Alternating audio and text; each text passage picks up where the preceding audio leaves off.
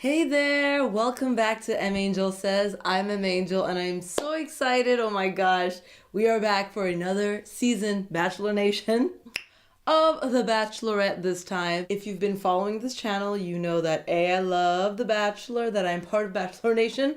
I just reviewed Colton's Bachelor season, which was the last season, right? And at the end of The Bachelor, they had what they've been doing since Rachel's season of The Bachelorette, which is, I think, one or two Bachelorettes ago. At the end of The Bachelor, they have a few guys come out and they introduce the Bachelorette and she meets a few guys. So if you already want to know the initial thoughts and reactions, you can go and watch my review of the last episode of The Bachelor Colton season to find out what I think of The Bachelorette. There's a lot to talk about. I will try to be brief because that is something I don't do easily.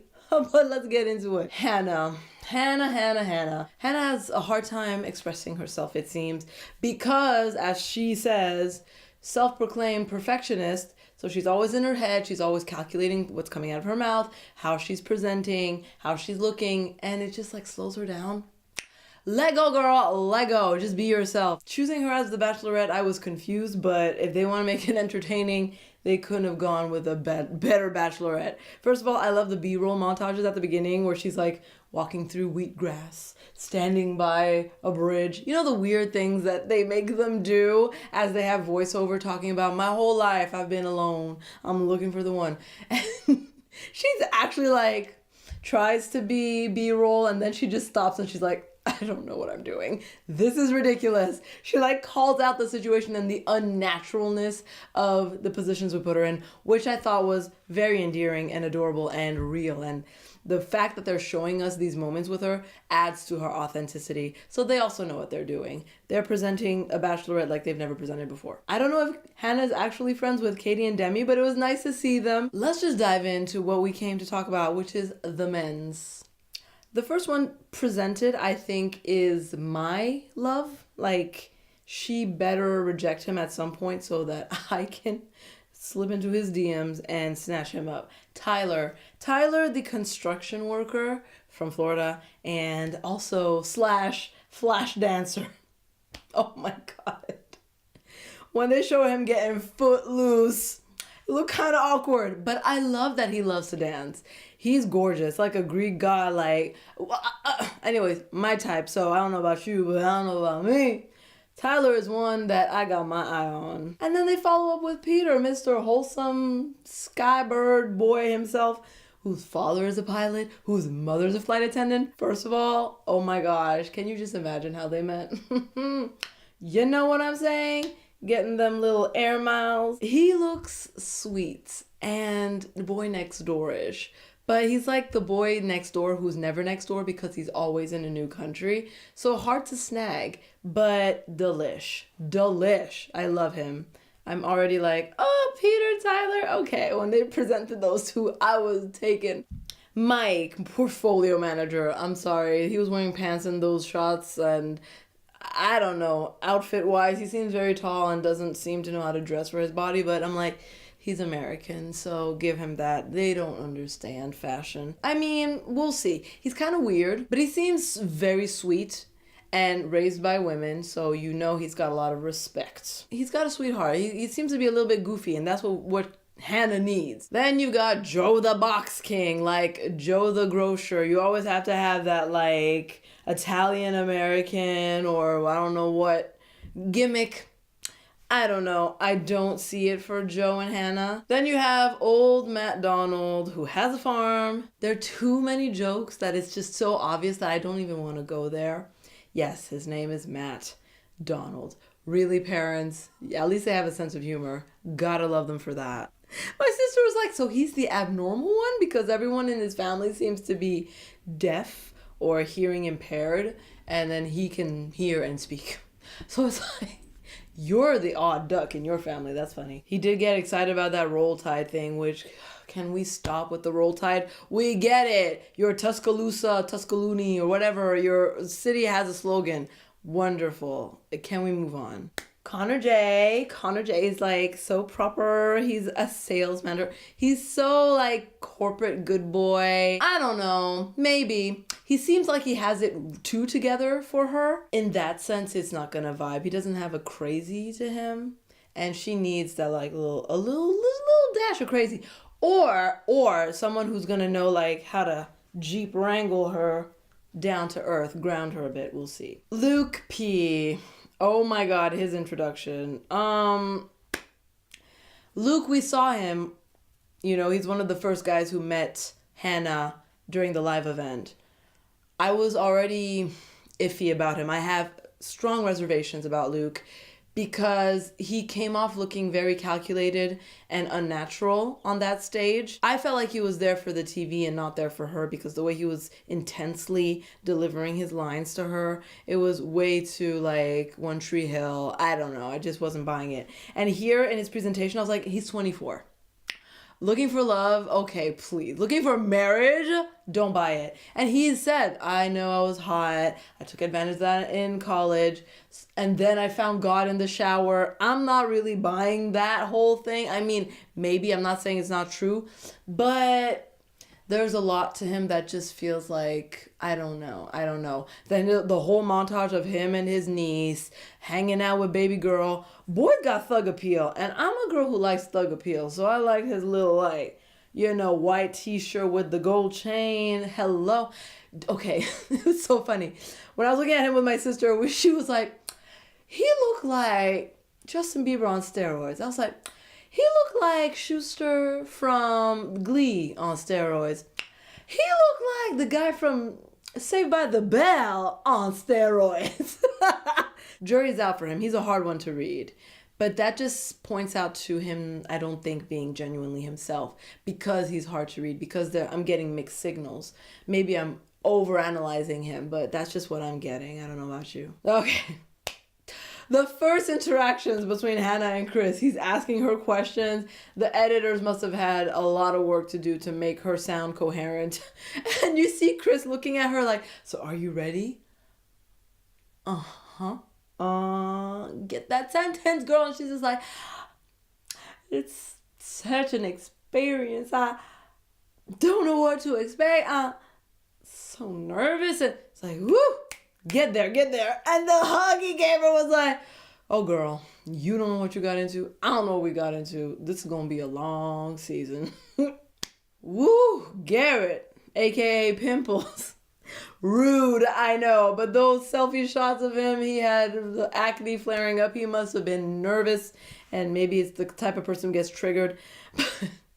That's how we remembered him. My sister and I call him Pimples. But Garrett, very handsome. Oh my God, those eyes. Golf pro? I mean, I guess if that's a job, I don't really know. Why not? But definitely a handsome fella. And their chemistry was good. We saw Jed. They were really cute together. Their chemistry was all like, oh, okay, there's something there. There's something there. It was comfortable. And the way he complimented her. Oh, by the way, her dress, my God, love it. Silver sparkles with that little crisscross on her leg. They dressed her to perfection. Tyler introduces himself with his, like, bad boy thug appeal. I loved dying. Dylan, tech entrepreneur. Don't remember much about Dylan except I loved his dapper outfit, like very flashy flash. I couldn't tell. He was very nervous. That's all I can remember. Connor S. Who can like forget Connor S. with his like deep American voice. Connor. He was in the live event and he was the one who had a step stool for her, so she could meet him at his level, because he wanted them to start off the relationship on the same level, which I thought was Irma Gerd Alert. Oh my gosh, he knows how to talk to women. You know how to seduce, boy. He's tall, he's cute, he's 24 and looks 20. So that's a problem for me. And probably for Hannah too. I feel like she wants a man. And he's a tall boy. Peter Pan looking, I don't know. We'll see where this goes. Devin, oh my God. Side smile looking like an emoji. John Paul Jones, clearly here for TV because he wouldn't stop saying his name is John Paul Jones. Even his subtitle is John Paul Jones. And every time I heard it, I thought of Les Miserables, Jean Valjean. So I was just like, Jean Valjean? looking like an Abercrombie model. I don't know about him. Like I said, he just reeks of TV. Side smile. John Paul Jones. Remember the name. So American. Not that that's an insult. Just saying. In that like way. That you know. I'm not feeling him, but we'll see. Brian, the math teacher. I loved Brian's nervous laugh. He was just like, he like kept cocking his head backwards to laugh. I loved it. My God. He's got giggles and good energy, which I love. Then we had Scott. Oh my God. Scott was so jittery and nervous. That's all like, he was like I'm so ready. Like, okay, calm down.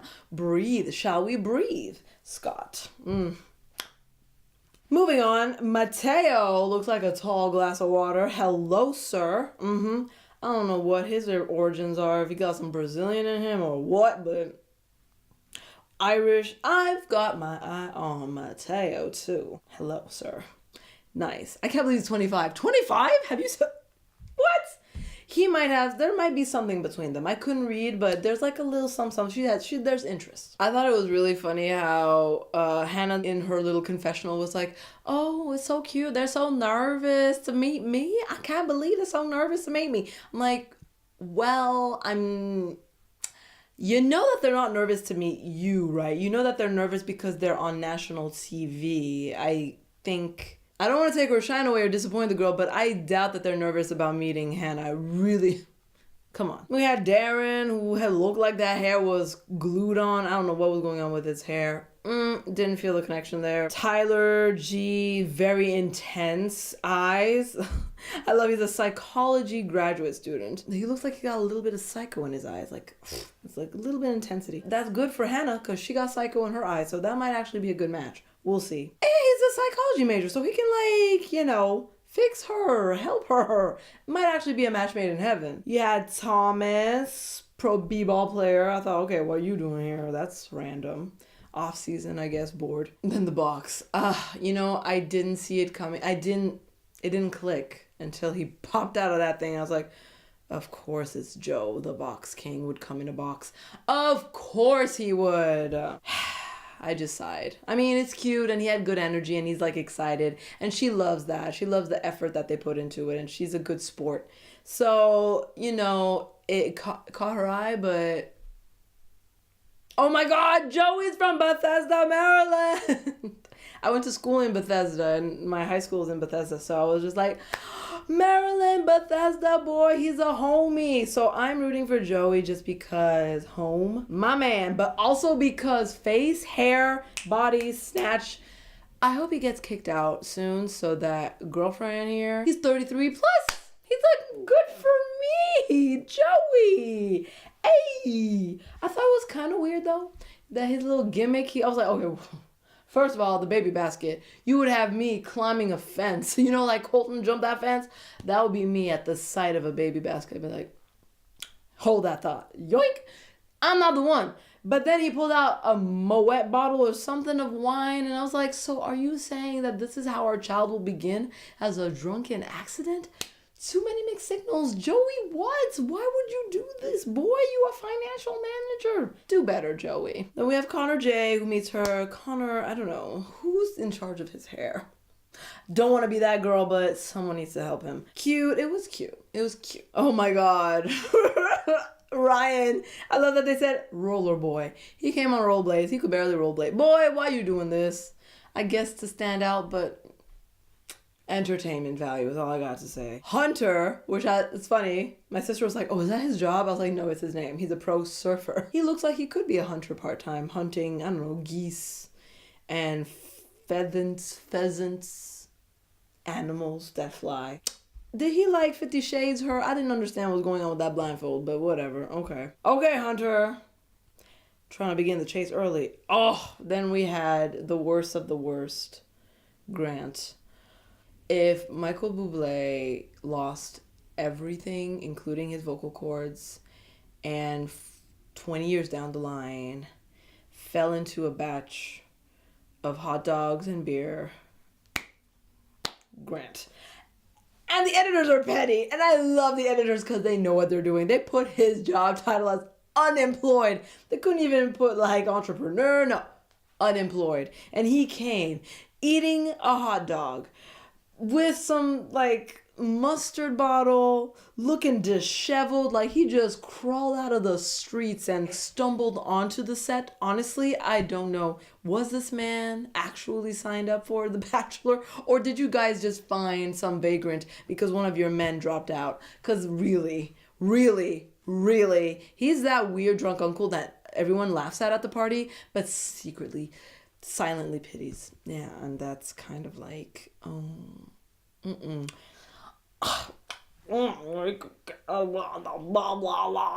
like, no, oh wow. Every time he was on screen, my gut reaction was to say, ew. Just the presenting, like he could be a really cool guy and normal and everything, but the way he's presenting himself here, ew. No. Anyhow, then you had short stack Jonathan, a server serving her pizza. Which was cute. The whole like a pizza my heart, pizza me, whatever it was. That was cute. But short stacks, I don't know how long he gonna last.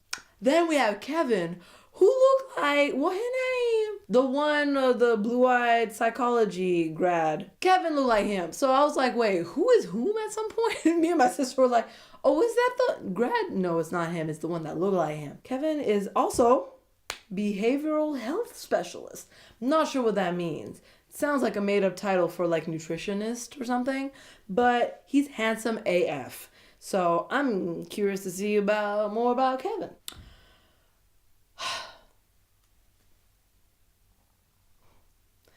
You see, it's things like this that make me look at Luke P like, Luke, what are you really here for? What are your real intentions? Because he leaps onto the limo and growls and howls like an animal. Of course, Hannah Beast comes out.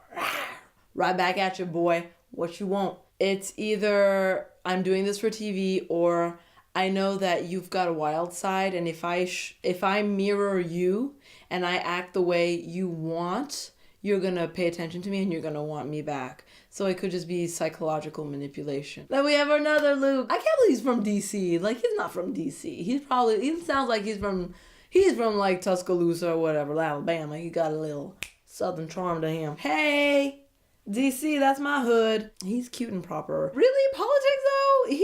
I guess I can see it. He gives me more like a vibe of like baby cow trainer, feeder. I don't know. I don't think he's for her though.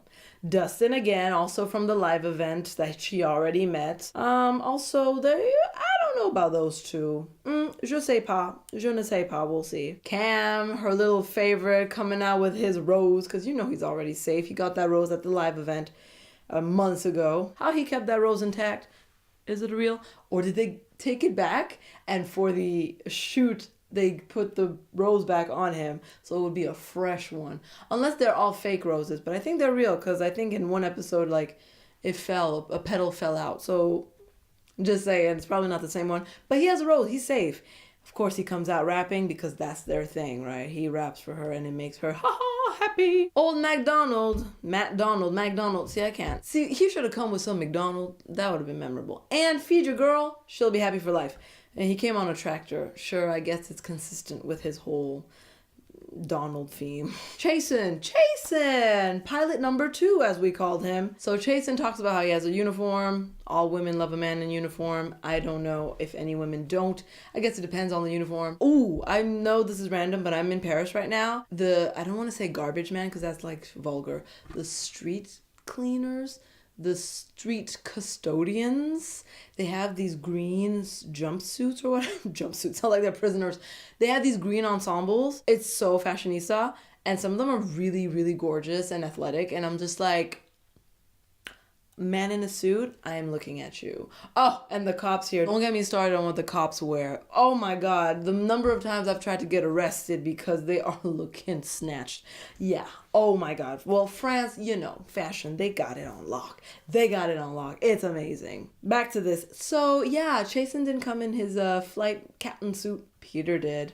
And they put Peter right after. I bet the producers are the ones behind this. You know what? No, it would be too much. It would be too on the nose if you came out wearing your flight suit. And then the other producer is like, okay, so Peter's a runner-up. He's a favorite, so make him come in the suit instead.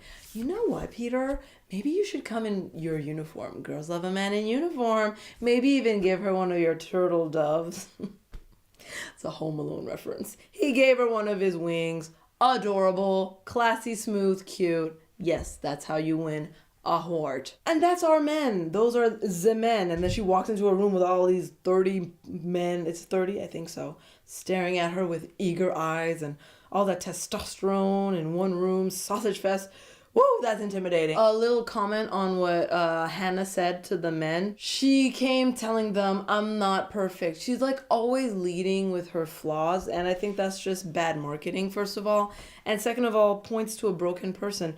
And I don't think that's the kind of state of mind, soul, spirit you should be in if you're out there dating and looking for the man you want to be with for the rest of your life. Because if you come as a broken person, you're going to attract a broken person. You're going to be two broken people together, and your relationship is going to be on very, very shaky grounds. It's going to fall apart. That is what I'm smelling from afar, because this girl is a self-proclaimed mess. She clearly shouldn't be looking for her husband. She should be looking for a good therapist. I just thought it was sad that that's one of the first things she tells him. I'm not looking for perfect, I'm looking for real. Because there could be subjectively perfect. It doesn't have to be objectively perfect. You can look for Mr. Right for you, and it doesn't have to be real equals broken. You know what I mean? Anyways, whatever. I just thought that was a poor choice of words and points to her mental state in this process. But I'm an optimist, so maybe things will work out. Who knows? So who's the first to snatch Hannah for a little one-on-one? Of course, Mr. Proactive himself, Luke P. I'm sensing a pattern. I feel like this is not the last time he's going to be making such bold, strong, headstrong, forward moves. I mean, he clearly said he's an alpha by the way he jumped onto that car and growled. He's an alpha male, and she likes that about him. I just don't trust him. He played the niece card, babies, you know, touching on her vulnerable side, calling her beautiful. You know, the corbeau le renard, what's it called? The fox and the crow, if you know that fable. But yeah, sweet talking, basically. A lot of flattery to get what you want. And then you see homeboy Mike. He's good with women. He's a good listener. He's an active listener. He paraphrases what she says when she's done speaking, which points to him listening, the way he leans in and listens to her carefully, just like his great-grandmama told him, listen to her and you'll be fine. He knows. Oh my God, then Connor was twerking with that junk in his trunk, literally. That was hilarious, but he tried to touch her balls, and she was like, hey, get your hands away from my junk. You ain't touching my junk this early. Whoop.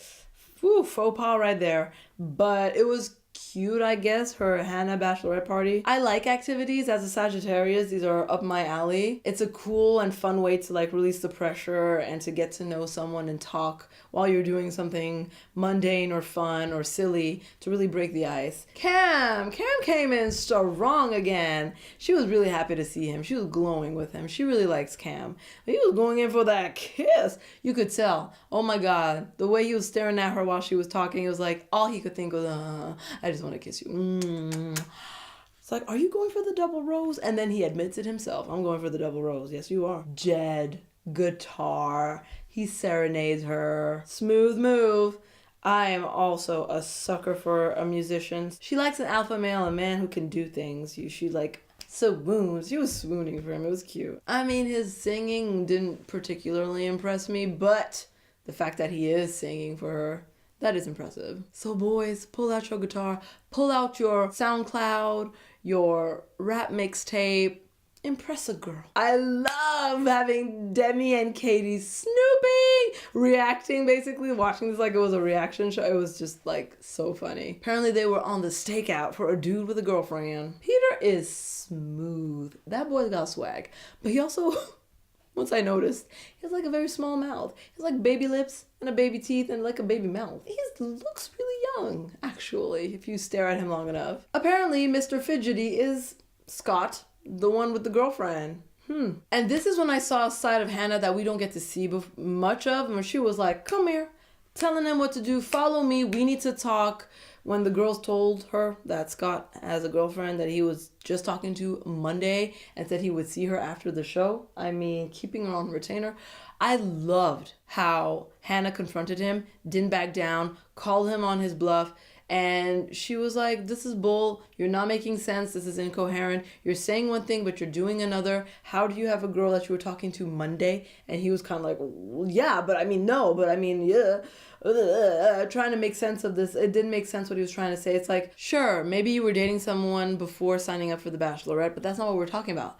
We're talking about you having a girl that you were seeing pretty regularly and that you told you will resume seeing after this little experience. Like, it doesn't mean anything to you. I mean, it's kind of a big deal. If you're going on the Bachelorette, it's because you want to get potentially engaged / married to the Bachelorette. It's not just to have fun and a vacation, unless you have ulterior motives, right? Then he dared flip the table, which is such a fun boy. I say fun boy, you know what I mean? Such a fun boy move to be like, oh, but it's like you. I could say you were dating Colton and you were in love with him up until now. Really? Really? That's how you want to play this, dog?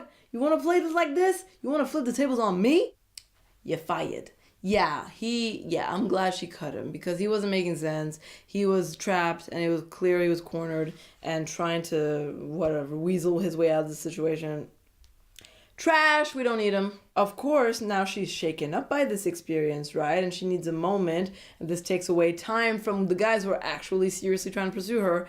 And Luke, smooth as a peanut butter, slides in to be like, comforting shoulder. I'll be your lying shoulder hurt. He knows what he's doing. It hurts me to see you hurt. When the right guy says that, you're like, love. Coming from him, I just don't buy it. Of course, he opens the door for all the other guys to come in to be Prince Charming and smooth things over with her. Oh, Connor with his solid kiss. He kissed Hannah, looking all sweaty and shiny. It's so funny. If you watch these guys, you can tell when a kiss is coming by the glaze in their eyes when they're just like not paying attention and they're staring at her lips or they're just like nodding along. You know that they are ready to kiss. They don't care about what's going on anymore. I can imagine in their heads, it's like a Peanuts cartoon where she's talking and then all they hear is mop, mop, mop, mop, mop. And all they're focusing on is, oh yeah, want that kiss. That's all they want. And yeah, Connor said it was a solid kiss, which I thought it was hilarious. So now my sister and I call him Solid Kiss. Yeah. This kiss, this solid kiss. Oh my God, I can't believe Luke's shenanigans worked. He got the first impression rose. What? I mean, there's clear chemistry between them. And he says all the right things. How could she not? It's like engineered for her to fall in love with him. Girlfriend wants him. She kissed him. Wow, he's playing his cards right. There's just heavy lust between those two, and he is still so hard to read. Hopefully with episodes, it'll be more clear. But for now, it just really seems like he's, not that he doesn't like her, that he's calculated. So he's not being himself. He's being who he thinks she wants him to be, to get her, to win her, you know? But it's not him. It's not fully him. You know what I mean? You know what? Jean Valjean, like John Paul Ward Jones, he looked like Zelda. Or is it Link? Whatever that character's name is. Really? Grant, though? Uncle Grant, he gets a rose? Whatever. I didn't understand that choice at all. I guess she didn't get to talk to him. So we said goodbye to Joe the Box King. Bye. Matt Donald, I didn't see that one coming. I guess he was too much of a farm boy for her. I don't know, or they just didn't have chemistry. And pilot number 2, I guess she said I have one pilot. I need to chase him away, so she chased him away. And that was a very exciting first episode. Oh my gosh. Chills and butterflies. I cannot wait to see what's going to happen in this season. We've got very attractive men. We've got a lot of personalities in one room. We've got Hannah, who is a personality herself. It's going to be weird and interesting, and I'm sure they're going to pick the weirdest dates because it's Hannah. I can't wait to see what's in store. What do you think? Who are the contenders? I'm seeing Luke is in the front, Luke P. Jed is a contender so far. He's smooth. Peter the pilot. Packed a punch of peppers. No, okay. Tyler, I'm hoping. Tyler, because I don't want Tyler to be a front runner because I want him. Cam is hot and heavy and thirsty. Then we'll see. So what are your predictions, thoughts, feelings about this, about Hannah being the Bachelorette, about this first crop of guys? Who are your favorites for her, but also for you? Let me know in the comment section below. I would love to hear from you. Before you go, please like this video, subscribe to mAngelSays if you haven't already. Click, thanks. Check me out on Instagram at mAngelSays. You can also follow on Facebook and Twitter if that's what you're about. And thank you so much for watching. I had a blast and I hope you did too. Beijos, beijinhos, kisses, and I will see you soon. Peace.